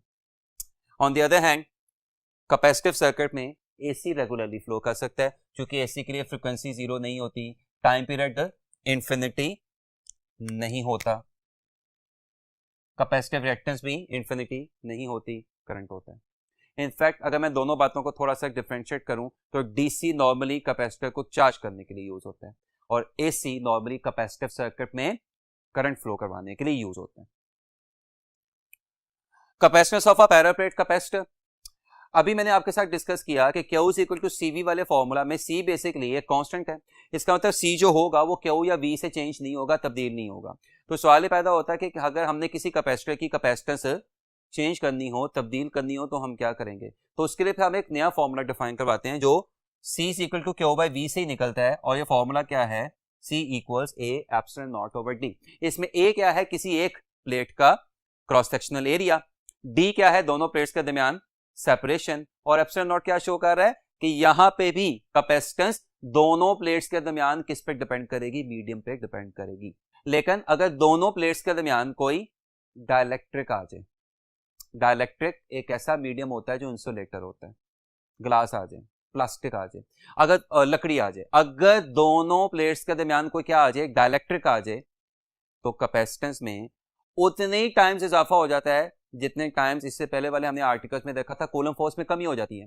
तो एक फैक्टर जो कूलम फोर्स में कमी करने के लिए नीचे वाले फैक्टर यानी डिनोमिनेटर में अपीयर होता था, कैपेसिटेंस के लिए वही फैक्टर इजाफा करने की वजह से ऊपर यानी न्यूमरेटर में अपीयर होना शुरू हो जाएगा। तो अगर कैपेसिटर की दोनों प्लेट्स के दरमियान एयर है तो formula as it is A epsilon naught over D, और अगर कैपेसिटर की दोनों प्लेट्स के दरमियान कोई क्या आ गया? कोई मीडियम आ गया, कोई डाइलेक्ट्रिक आ गया, तो अब नया फॉर्मूला क्या बन जाएगा? A epsilon naught epsilon R over D, और ये वही एप्सिलॉन R है जो मैंने आपको पहले भी बताया रिलेटिव परमिटिविटी या डाइलेक्ट्रिक कांस्टेंट कहलाता है। और यहां पे आप देख सकते हैं इसका फॉर्मूला क्या हो जाएगा? C medium over C air, जो कूलम फोर्स है रिवर्स है। कूलम फोर्स का फॉर्मूला अगर आपको याद हो तो F air over F medium होता था। सवाल पैदा होता है कि डाइलेक्ट्रिक आके आखिर ऐसा करता क्या है कि जिससे कैपेसिटेंस में इजाफा हो जाता है। तो इसका आंसर इससे अगले वाले आर्टिकल में उसने दिया हुआ, which is electric polarization in capacitor. जब भी आप चार्ज्ड कैपेसिटर की दोनों प्लेट्स के दरमियान क्या रख देते हैं, कोई डाइलेक्ट्रिक, तो डाइलेक्ट्रिक होता है इंसुलेटर। इसमें कोई शक नहीं है कि इंसुलेटर्स में फ्री इलेक्ट्रॉन्स एग्जिस्ट नहीं करते, लेकिन इंसुलेटर्स में एटम एग्जिस्ट करते हैं। जो ही आप डाइलेक्ट्रिक को चार्ज कैपेसिटर की प्लेट्स के दरमियान रखते हैं तो उन एटम्स में क्या पैदा होनी शुरू हो जाती है, पोलराइजेशन, जिसके नतीजे में एटम्स में क्या पैदा होना शुरू हो जाते हैं, डाइपोल्स। एटम्स के नेगेटिव चार्जेस का रुख यानी इलेक्ट्रॉन्स का रुख किसकी तरफ हो जाता है, पॉजिटिव प्लेट की तरफ, और पॉजिटिव चार्जेस का रुख यानी न्यूक्लियाई का रुख किसकी तरफ हो जाता है, नेगेटिव प्लेट्स की तरफ। और इस तरह से डाइलेक्ट्रिक में ड्यू टू पोलराइजेशन क्या बनना शुरू हो जाते हैं, डाइपोल्स बनने शुरू हो जाते हैं। अब अगर आप थोड़ा सा ध्यान से देखें तो कैपेसिटर की इलेक्ट्रिक फील्ड किससे किसकी तरफ है, पॉजिटिव से नेगेटिव, और डाइपोल्स की इलेक्ट्रिक फील्ड भी किससे किसकी तरफ है, अपने पॉजिटिव से अपने नेगेटिव। EC किसको शो कर रहा है, electric field of capacitor. ED किसको शो कर रहा है, इलेक्ट्रिक फील्ड ऑफ डाइलेक्ट्रिक। दोनों इलेक्ट्रिक फील्ड्स एक ही रूल फॉलो करने के बावजूद एक दूसरे से क्या हैं, ऑपोजिट में। इसका मतलब डाइपोल्स की इलेक्ट्रिक फील्ड कैपेसिटर की इलेक्ट्रिक फील्ड को क्या करेगी, कम करेगी। और जब कैपेसिटर की इलेक्ट्रिक फील्ड कम होगी तो उससे कैपेसिटर की प्लेट्स के दरमियान पोटेंशियल डिफरेंस भी कम हो जाएगा। जब कैपेसिटर की प्लेट्स के दरमियान क्या कम हो जाएगा, पोटेंशियल डिफरेंस कम हो जाएगा, तो remember the formula C equals Q over V। इसका सीधा फायदा किसको पहुंचेगा, कैपेसिटेंस को। कैपेसिटेंस में क्या हो जाएगा, इजाफा हो जाएगा। लेकिन इस पूरी एक्सरसाइज के दौरान चार्ज क्या रहेगा, सेम रहेगा। तो ये फिजिकल रीजन है कैपेसिटर की कैपेसिटेंस में इजाफे की, जब आप उसकी प्लेट्स के दरमियान मीडियम लेके आ जाते हैं। नेक्स्ट जो बात हमने देखनी है वो है कॉम्बिनेशन ऑफ कैपेसिटर्स। तो टिपिकली कैपेसिटर्स के दो कॉम्बिनेशन होते हैं, just like resistances, series combination and parallel combination. लेकिन फॉर्मूला रेजिस्टेंसेस से रिवर्स हो जाते हैं। सीरीज कॉम्बिनेशन में इक्विवेलेंट कैपेसिटेंस रेसिप्रोकल का फॉर्मूला फॉलो करती है, और पैरेलल कॉम्बिनेशन में इक्विवेलेंट कैपेसिटेंस सिंपल सम का फॉर्मूला फॉलो करती है। आपको जो बातें यहाँ पे याद रखनी है वो क्या याद रखनी है कि सीरीज कॉम्बिनेशन में चार्ज सेम रहता है, क्या डिवाइड हो जाता है, पोटेंशियल डिफरेंस। जबकि पैरेलल कॉम्बिनेशन में पोटेंशियल डिफरेंस सेम रहता है, वोल्टेज सेम रहता है, क्या डिवाइड हो जाता है, चार्ज डिवाइड हो जाता है। और यहां से एक एमसीक्यू का बड़ा अहम रिजल्ट निकलता है जो मैंने यहां पे लिखा भी हुआ है। If n number of capacitors are in series, अगर मेरे पास n नंबर ऑफ कैपेसिटर्स कैसे जुड़े हों, सीरीज में जुड़े हों, तो उनके इक्विवेलेंट कैपेसिटेंस का फॉर्मूला क्या होगा, C/N। जबकि C क्या है, हर एक कैपेसिटर की कैपेसिटेंस, और N क्या है, number of capacitors connected in the series. और अगर यही N नंबर ऑफ कैपेसिटर्स मेरे पास कैसे जुड़े हों, पैरेलल जुड़े हों, तो उनके इक्विवेलेंट कैपेसिटेंस का फॉर्मूला क्या होता है, Cp इक्वल्स NC।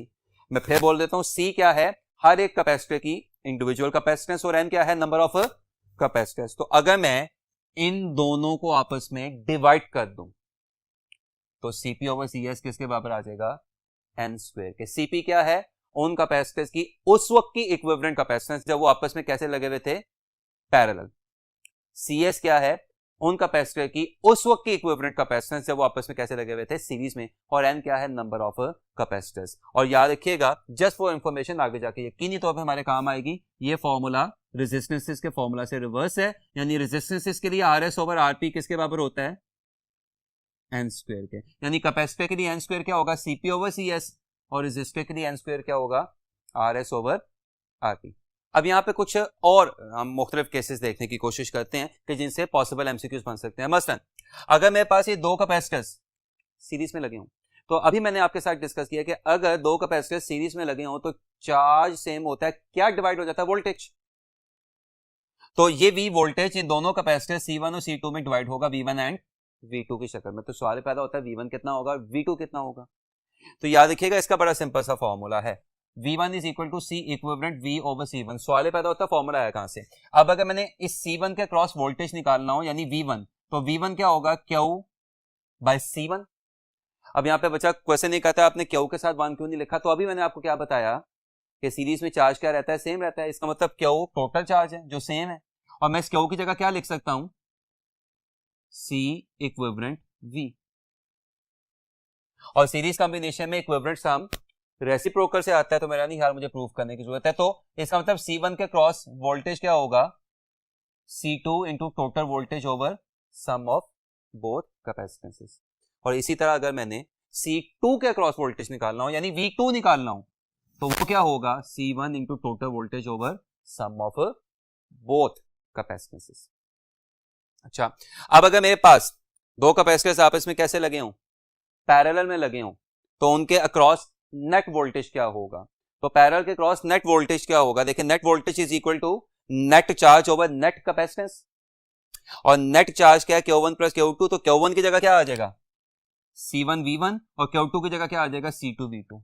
और पैरेलल कॉम्बिनेशन में इक्विवेलेंट कैपेसिटेंस दोनों कैपेसिटेंसेस का सिंपल सम होती है। So this is net voltage for capacitors connected in parallel in this manner. But if capacitors are connected in parallel in this manner कि दूसरा capacitor पहले capacitor से चार्ज वाइज उल्टा लगा हुआ है, तो इस रिलेशन में यहां पे दरमियान में सिंपली क्या आ जाएगा, माइनस साइन आ जाएगा। बाकी सारा रिलेशनशिप वही है।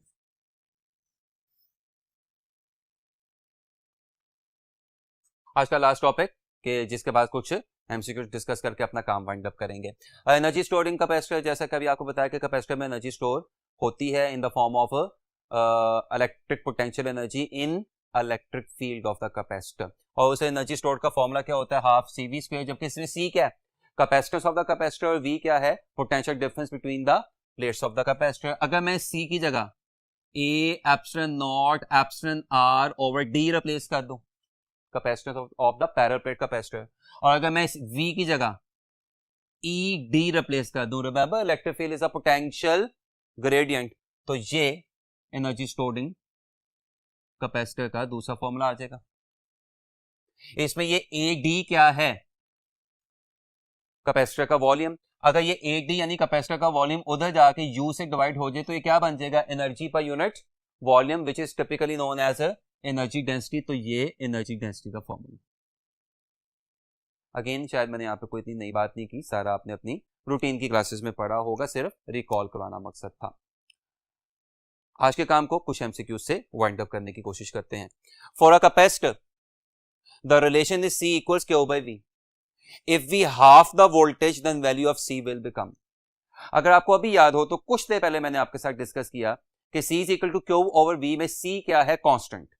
यानी आप V को जितना मर्जी चेंज कर लें उससे Q चेंज होगा, C पे कोई फर्क नहीं पड़ेगा। इनफैक्ट V ज्यादा होने से Q ज्यादा होगा, V कम होने से Q कम होगा, जिससे ओवरऑल रेशियो क्या रहेगी, कांस्टेंट रहेगी। इसका मतलब आप V को चाहे डबल करें या V को आप चाहे हाफ करें, कैपेसिटेंस पे कोई फर्क नहीं पड़ता। यानी आपके इस एमसीक्यू का आंसर क्या आएगा, रिमेन्स सेम। तो अब यहां से देखें, मजीद एमसीक्यूज निकालने की कोशिश करें। इसका मतलब ये हुआ कि अगर मैं Q और V का ग्राफ बनाऊंगा तो that will be an inclined straight line with a positive slope. लेकिन अगर मैं Q और C का ग्राफ बनाऊं या V और C का ग्राफ बनाऊं तो that will be a horizontal straight line, जो क्या शो कर रहा है कि चार्ज के चेंज होने से या वोल्टेज के चेंज होने से कैपेसिटेंस पे कोई फर्क नहीं पड़ा। तो आप देख सकते हैं एक एमसीक्यू से 4 एमसीक्यू बन गए, एक ओरिजिनल एमसीक्यू और 3 ये ग्राफ जो आपसे एमसीक्यू में पूछे जा सकते हैं। नेक्स्ट देखिएगा, when we connect 3 capacitor C1 C2 C3 in series combination such that C1 is greater than C2 is greater than C3 then effective capacitance C equivalent is. Series combination के लिए effective capacitance निकालने का formula क्या होता है, reciprocal sum. By the way ये formula resistance is parallel में follow कर रही होती है। तो जब आप आंसर निकालेंगे तो वो आंसर तीनों कैपेसिटर्स में लगी हुई सबसे छोटे कैपेसिटर से भी छोटा आएगा। आप कोई सी भी वैल्यूज लेके देखना, मसलन अगर C1 है 3, C2 है 2 और C3 है 1, आई रिपीट, C1 है 3, C2 है 2, C3 है 1, तो इक्विवेलेंट कैपेसिटेंस का आंसर 1 से भी लेस आएगा। आपके इस एमसीक्यू का आंसर क्या होगा, C equivalent is less than C3। लेकिन याद रखिएगा this result is for series combination, कि जिसके मुताबिक C equivalent C smallest, CS का मतलब C स्मॉलेस्ट से भी लेस होती है। अगर आपके पास पैरेलल कॉम्बिनेशन हो कि जिसमें C इक्विवेलेंट तीनों कैपेसिटेंसेस का या चारों कैपेसिटेंसेस का या जितनी भी कैपेसिटेंसेस है उनका सिंपल सम होती है, यानी पैरेलल कॉम्बिनेशन हो, तो अब याद रखिएगा कि इक्विवेलेंट कैपेसिटेंस का आंसर लगी हुई सबसे बड़ी कैपेसिटेंस से भी बड़ा आएगा, लार्जेस्ट से भी बड़ा आएगा। अब आप देख सकते हैं इसमें भी आपको 2 या 3 एमसीक्यूज के रिजल्ट दिखाई दे रहे हैं, एक ओरिजिनल एमसीक्यू। अच्छा, एक और हिडन रिजल्ट आपको क्या दिखाई दे रहा है कि इक्विवेलेंट कैपेसिटेंस को इफेक्टिव कैपेसिटेंस भी कहते हैं। तीसरा रिजल्ट आपको क्या दिखाई दे रहा है कि सीरीज कॉम्बिनेशन के लिए नेट आंसर छोटे से भी छोटा आ जाता है। और चौथा रिजल्ट आपको क्या दिखाई दे रहा है कि पैरेलल कॉम्बिनेशन के लिए नेट आंसर बड़े कैपेसिटर से भी बड़ा आ जाता है। आज का लास्ट एमसीक्यू देखिएगा। A 1 microfarad capacitor is placed in parallel with a 2 microfarad capacitor across a 100 volt supply. Total charge on the system is, total charge is total capacitance into total voltage. Total charge आप लोगों ने क्या करना है, निकालना है, इसलिए मैंने इस पे क्वेश्चन मार्क लगा दिया। टोटल कैपेसिटेंस कौन सा कॉम्बिनेशन है, पैरेलल। पैरेलल कॉम्बिनेशन में मैंने क्या बताया, सिंपल सम होता है। तो ये जो दो कैपेसिटर्स लगे हुए हैं 2 और 1 वाले, ये सिंपली आपस में क्या हो जाएंगे, ऐड 2 + 1 × 10⁻⁻⁶, चूंकि दोनों किस में थे, माइक्रोफैरेड में। और टोटल वोल्टेज आपने उसको कितना दिया हुआ पूरे सिस्टम को, 100।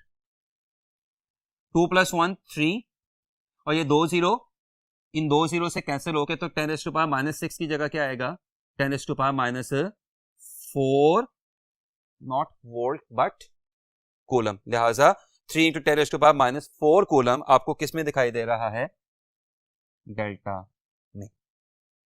और आप माइक्रो कूलम में एक डायरेक्ट आंसर भी निकाल सकते हैं, यानी 2 + 1 3, 3 × 100 300, और 10⁻⁶ से हो जाएगा माइक्रो, तो answer will be 300 micro coulomb. तो 300 माइक्रो कूलम को 300 माइक्रो कूलम भी लिखा जा सकता है, और 3 × 10⁻⁻4 कूलम भी लिखा जा सकता है। होपफुली आज का आपको सारा लेक्चर अच्छे तरीके से समझ आया होगा। अपना बहुत ज्यादा ख्याल रखें। अल्लाह हाफिज।